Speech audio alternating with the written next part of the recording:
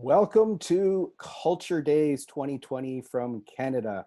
My name is Dave Rogers, and today I have a special guest all the way from Malaysia, and we're going to be discussing Shift Your Belief About Grief, which is an excerpt from Get 2020 Vision.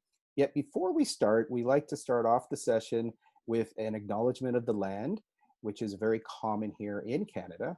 We'd like to begin by acknowledging that the land on which we gather is the traditional territory of the Haudenosaunee and Anishinaabe. This territory is covered by the Upper Canada Treaties, is within the lands protected by the Dish with One Spoon Wampum Agreement. And so this is a tradition now in Canada to acknowledge the land and to have a blessing as a way to start off presentations, workshops, seminars, and government, public and private policy in Canada. It's a privilege to be here today to celebrate culture, and it's a special opportunity today to have somebody, a wonderful podcaster from Malaysia, somebody who's been involved in coaching, in government, and logistics. Hello, Tila. How are you today? Hi, Dave. I'm very good. How are you doing? Very well. It's a month of Culture Days, and if I'll move to the left, you can see from September 25th to October 25th, all throughout Canada, there are events, there are seminars, there's workshops in developing a creative space. And so Wow. this whole idea of developing and sharing and cross-pollinating wisdom, awareness, and experience is something that I'm actually really happy to be part of. I'm part of what's called the Local Authors Showcase, where authors traditionally come together. They share their new books, we do some readings, and we share knowledge. And I'm thrilled today to be connecting this action, this movement from Canada, to share it with Malaysia today and with you, Ms. Tila. Thank you so much for joining me. Thank you so much for inviting me to join this special day as well. Thank you. Thank you for this opportunity. And so if we're going to discuss a little bit about grief or again, what's beautiful, because we're creating this space of creativity, it's also a wonderful opportunity for us to have a conversation, yet perhaps questions, perhaps answers that come from experience. That's one of the words that I'm going to be using today is gestalt.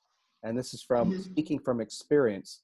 So what type of experiences would you like to explore today when we talk about shifting belief about grief? I'm really looking forward for something empowering. It's something that it's okay to talk about it, and in a ways that it could make a difference in someone who's listening it, be it the person who's grieving or someone who's in the midst of supporting someone who's in grief. And and I feel thrilled to be together with you in exploring this kind of conversation, especially in a cultural day in Canada. Very good. So if we have some slides today, and we've got some storytelling today about this topic. Yet, why don't we start off with any question you might have about grief, about a place to start. So what would be your first question today? Before I start with my questions, I do have one personal question, which is that a very famous person recently passed away. Yeah, he's a very famous. He's a singer. He has sung about 43,000 songs in different languages, and recently he passed away. And I feel very sad about it. Am I grieving? And why do I feel in that way? Oh, that's a great question. Again, when we as human beings have a sense of loss, we tend to go through a process. And this process is quite fascinating because in the psychological or therapy, they've come up with a model.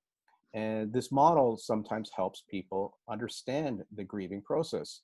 Yet, again, most people have never been exposed to the model. So therefore, like what you're experiencing right now is you have a sense of sadness, yet you're quite introspective.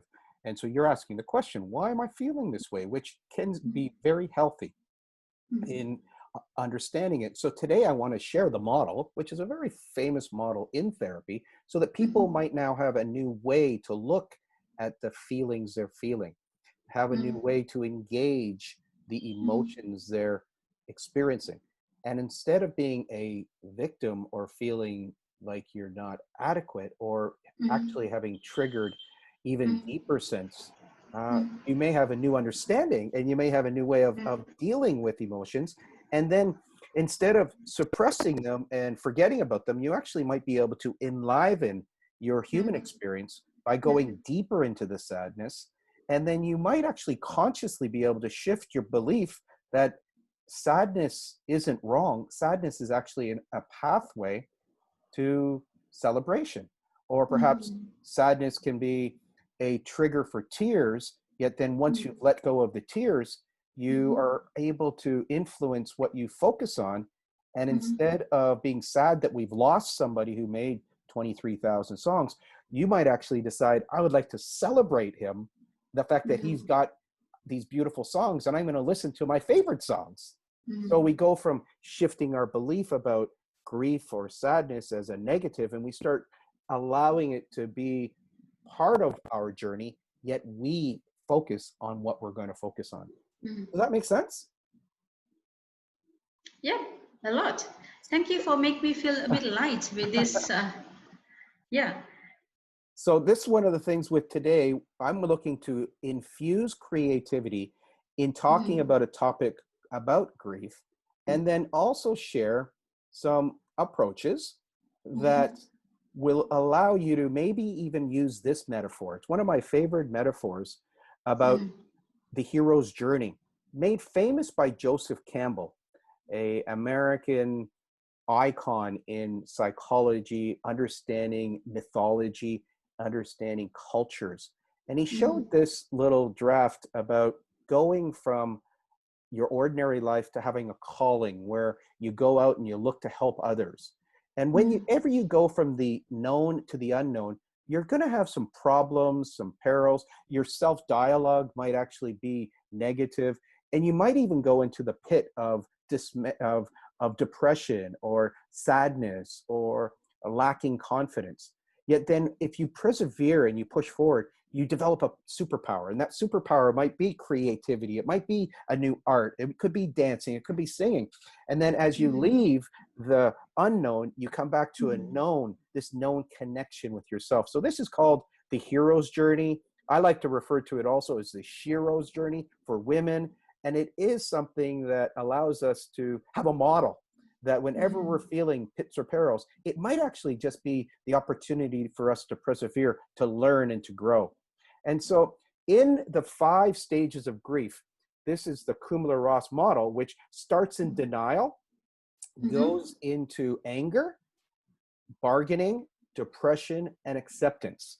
And this cycle of emotions is by having it, it then allows us to explore perhaps the journey that you're having with this famous singer who just passed. First reaction was, wow, I don't believe it. It's not true. And then there might be some anger or some frustration. Well, wow, he was so young. Why did he die? And then there might be this bargaining and saying, well, is there a way to get him to come back? Or is there a way that we can immortalize him? And then some people will slip into depression, and that depression could then go back to anger, it could go back to denial. And people can stay in the first 4 phases for a day, a week, a month, for years. And in fact, it's often during the depression phase that people might be diagnosed. And this is mm, where they might get into the cycle of using different types of drugs that could put them in a cycle where they're not able to function any longer in society. And that's what's happening, I feel, to quite a few people right now. And mm. it's something that I'm looking for ways that could be creative in exploring this instead of feeling you're a victim and that you can't work your way through it. So that's a little bit of where we're going today in our conversation. Yet from that, would you have a question or a thought about the 5 stages of grief? Yeah, I have a few questions that are around that grief model, and one of my first question is that how does gratitude works in helping getting over a grief? Fantastic. And part of the exercise or the creative way that we could explore grief is assisting people to shift words. And so that first word, if I'm overlaying the 5 stages of grief, when you got denial, I would invite you to look for a word that starts with G that might shift your belief instead of being disbelieving of it or even beating yourself up about grief. What would happen if you went into gratitude? Mm. And so your mind starts focusing on being grateful for that person Mm. as opposed to the sense of losing that person. The denial component is that you've lost something, that you Mm. never have this person around.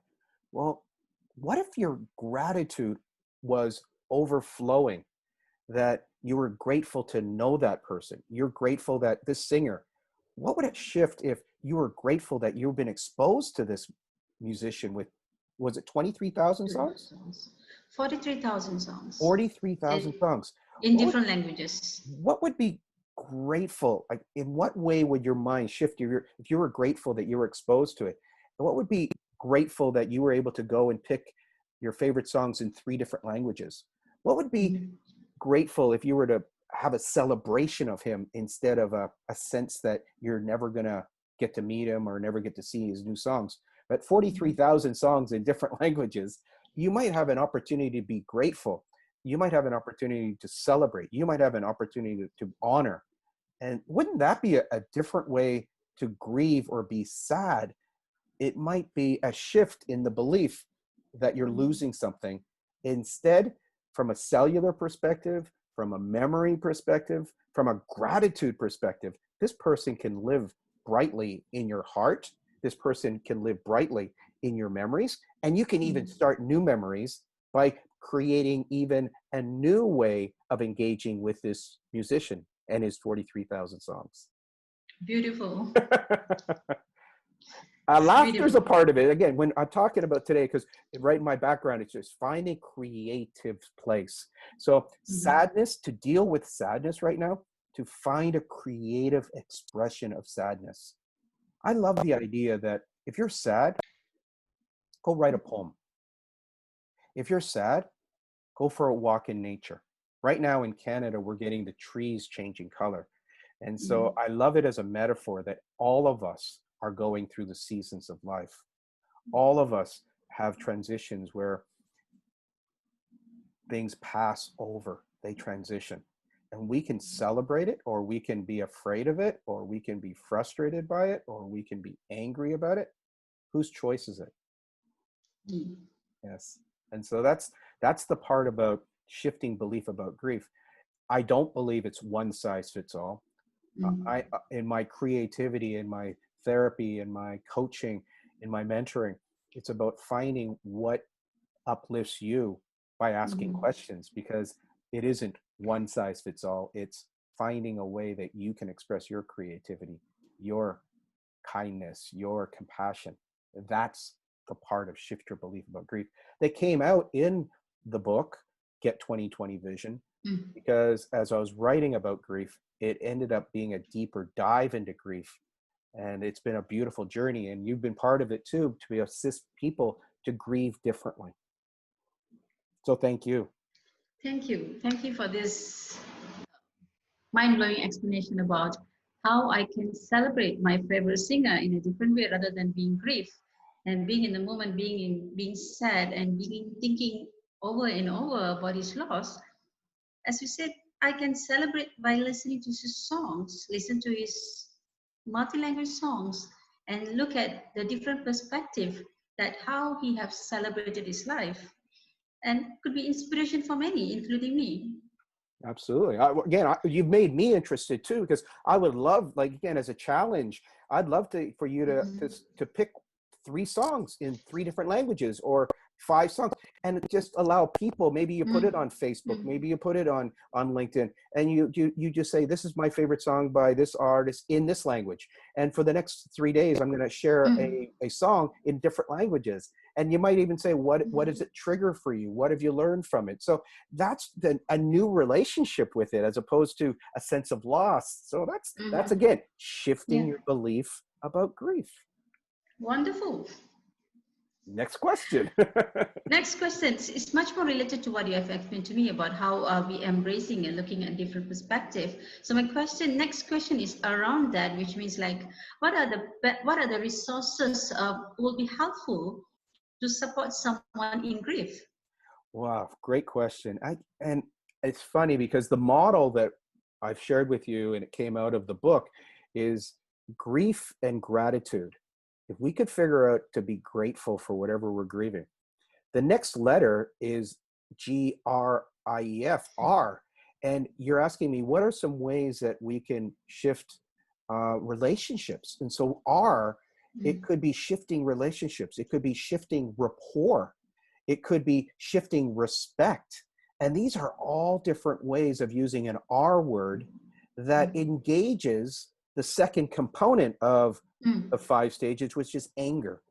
And so if we become curious about anger and we engage anger with respect or rapport and going and getting a new relationship with our anger, with our frustration, that in grieving process, some people get very angry. Why did this happen? They become a victim to the situation as opposed to a victor in the situation, as opposed to a celebrant in the situation. And some people will say, well, you can't do that all the time. And I'm not saying doing all the time. I'm inviting people today to, when they're grieving, explore new relationships, explore new ways to have a respectful rapport with the little voice in our head, to explore relationships with spirit, with angels, with God. And so that shift, again, shifting the belief about grief, instead of going into anger and rage, explore where that anger or rage started. And that will often lead to new relationships with our parents, with our siblings, with our ancestors. I talk about neuroscience in my work with understanding human potential and coaching and mentoring. And we have DNA that gets passed on generation to generation. Yet also what gets passed on generation to generation are the ways of dealing with anger, dealing with grief, and trauma gets passed on, in my experience, generation to generation. And so this beautiful new rapport could be rapport with my relationships, my relatives, myself, and a deeper self with all of my ancestors. So in some ways, I have an opportunity to clear and to heal the traumas. And that's, again, a very wonderful area if one is curious about creativity, expression, and humanity. And so that's a part of what I would love you to explore, if you're interested, is that relationship with the different emotions you have. And they're not you, yet they're a part of your interpretation of your way of getting filters and living your life. Excellent. Excellent resource tips on shifting my belief So resources, I would actually in say, everyone's belief around grief. Okay, now move. some of the resources could be relationships with new people, relationships with grief centers, with stress centers, with doctors, with healers. And so new relationships, new rapport, and you can, of course, learn and apply. One of the greatest healings is when you become a student, yet you then at some time make the transition to also being the teacher. Great. All right. I have another question around grief, which is what are the intensity of a grief? Well, the intensity could be depending on the individual. See, different people will respond very aggressively on one side, and then other people will become very demure and quiet on the other side. And so intensity of grief could be a full spectrum of of being totally withdrawn to being attacking to being revenge seeking. So the intensity of grief really comes down to the individual. And Mhm. this is what's beautiful about it, is that it is an opportunity to have a growth, because Mhm. at the extremes, when you push through, you'll often have an opportunity to grow from the experience. And that's where, if it's a death of a young person and it's unexpected and there's the shock, there's the intensity, it could knock somebody totally into a traumatic experience where they would really require medical help, sedatives to relax, to sleep. And so when we're Mhm. talking about grief, it really comes down to an expression which I love to share. It's different strokes for different folks, is that one size does not fit all. And so when you're having a grieving experience, it really will come down to the way you're interpreting it, you're filtering it. And that's what's beautiful about what you just Mhm. said, is that if you Mhm. go into the whole denial and anger and rage, it's going to be very different than if you go into Mhm. the gratitude, the respect, Mhm. the relationships, and the honoring. It'll be a very different intensity. Yet you can harness Mhm. the intensity and you can be of service and kindness and compassion, or you can be in rage, in anger, in fear. And those would lead to very different responses. Mhm. Thank you for explaining the intensity of it, because it sounds as simple, and also it sounds as dangerous as well. So it might help for people to look at grief in how are the most approachable way of handling it. And now, moving forward, what in your experience, what would be the most empowering ways to cope with grief? Be it someone who's supporting those who are in a grief, or being someone in a grief. So what would be the empowering ways? Well, this is what's very important, I believe, that Mhm.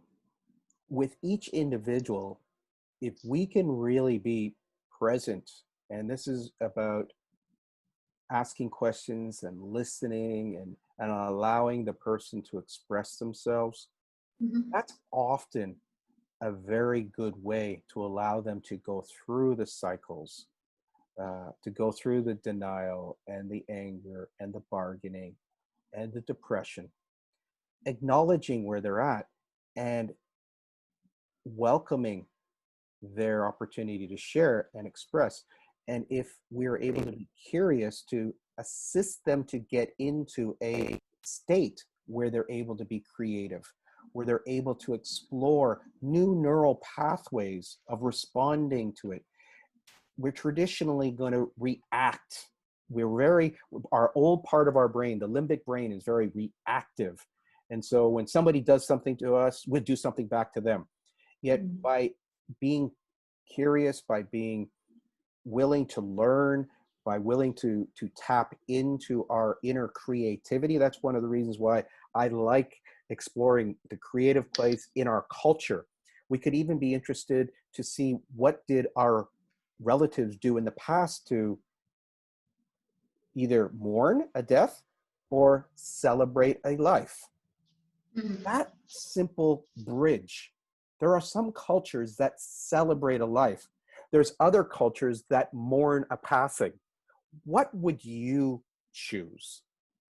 Because it's your journey, it's your choice. And so that's what I would love to do, is invite people, and I've invited young people, I've invited seniors, to create a way of honoring a life instead of being stuck as a victim to external circumstances. And so those external, if we can bring them in and then tap into our creativity. And one of the things that's been great about the culture days that we're celebrating here in Canada is that they're encouraging adults to do coloring. They're encouraging adults to dance and sing. And so we can rewire ourselves. We can rediscover ourselves through creativity. And I am inviting people to, in the depth of their mourning? Can they breathe and write a poem? Can they sing a song? Can they do a prayer? Can they do a meditation? Because these are new ways to deal with grief that might serve the individual, serve the community, serve humanity. Beautiful. Laughter is one of them, to be honest with you, Tila, is that if you've noticed when people in some cultures, when they are doing a mourning, there's a mourning, yet then there's often throughout the night, and then they're talking, they're connecting, and they're laughing because they're sharing wonderful stories of the person who's passed over. They're talking about the childhood, they're talking about the funniest things they used to do. So there's an honoring, there's a respect going on, and that's part of the process of grieving, and then finding the celebration and the honoring. And then depending on your beliefs about spirituality, is if we use Mr. Einstein's quote, is energy is not created or destroyed, that soul goes somewhere. I'm aware that some people, I believe this since I was 6 years old, when they pass over, their soul can become a guiding, it can become a guide of us. And I've had that belief about a dog that I had many, many years ago. When my dog passed over, and when I pray to my dog, I get the sense and the feeling that my dog's presence is with me. And so that's something that I've invited people in, pet healing or grieving or honoring animals. And it's a workshop I've done, and I've encouraged people to reconnect to the pet that maybe they haven't spoken to for a year or decades, or there's still a trauma associated with it. It's a wonderful way to release and to celebrate instead of suppress and build up more trauma. Beautiful, Dave. Since you talk about pet and all that, I'm curious. I'm really curious to know, is this a grief is something being experienced by human, or do a child and a pet do experience grief at the same time? My personal experience is definitely uh, animals grieve, children grieve.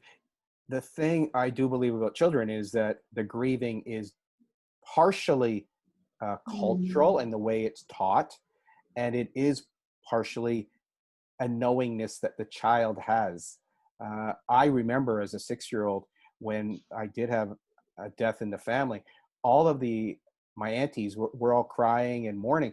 And I went up and I was very curious to say, why are you all upset? And they go, well, so-and-so died. And I go, yeah, but they've just become an angel. They've just become like a guide. So they're still with us if we want to believe. And as a 6-year-old, I was explaining that to my aunts, my relatives. And they kind of thought I was a little cuckoo, yet I've truly believed that. And that's a belief. So when I'm talking about shifting beliefs about grief, some of these beliefs you might have as a child might be the ones that if you remember them, they might serve you, as opposed to what society's told you.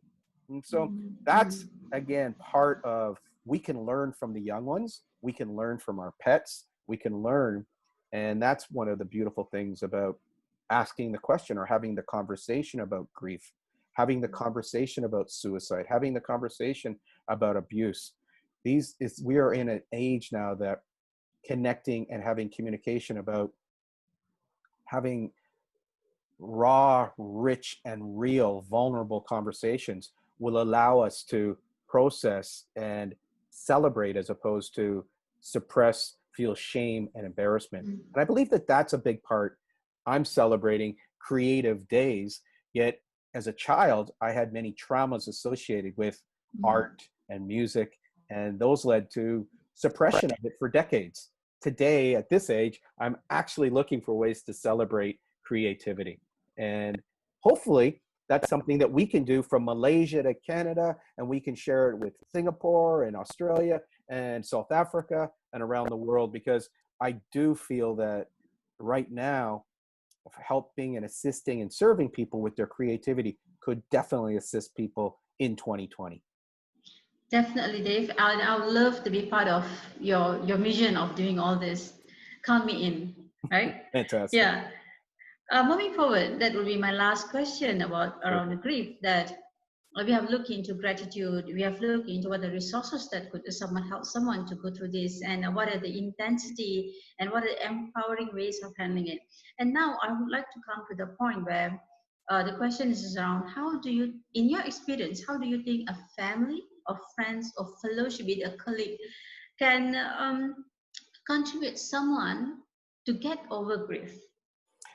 Okay, great question, Tila.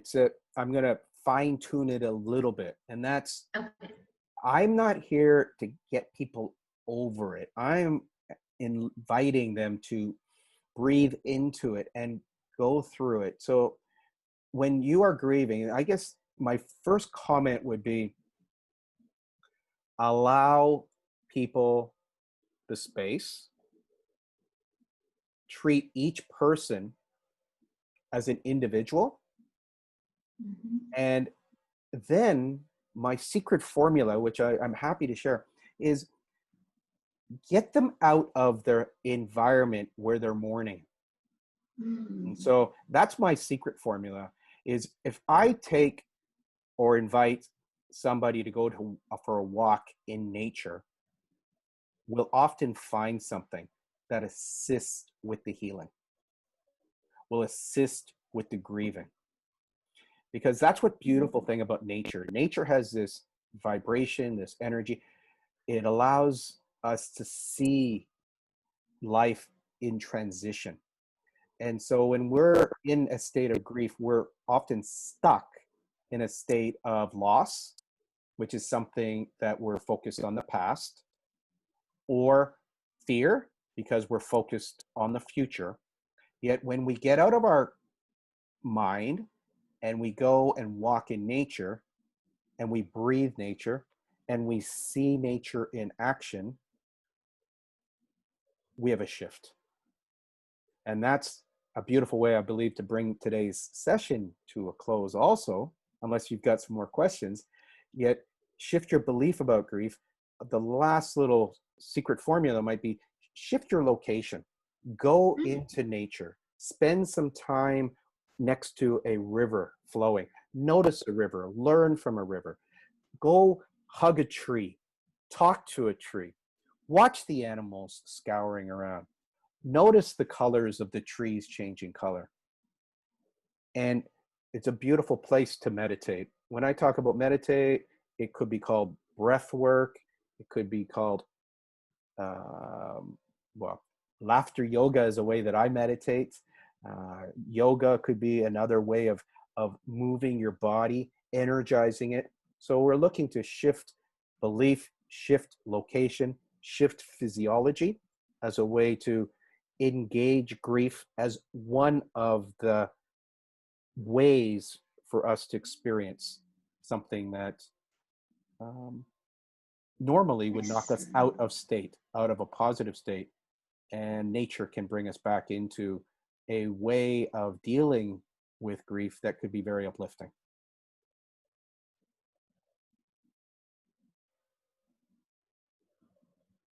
Are you still there? Beautiful sharing. Yeah.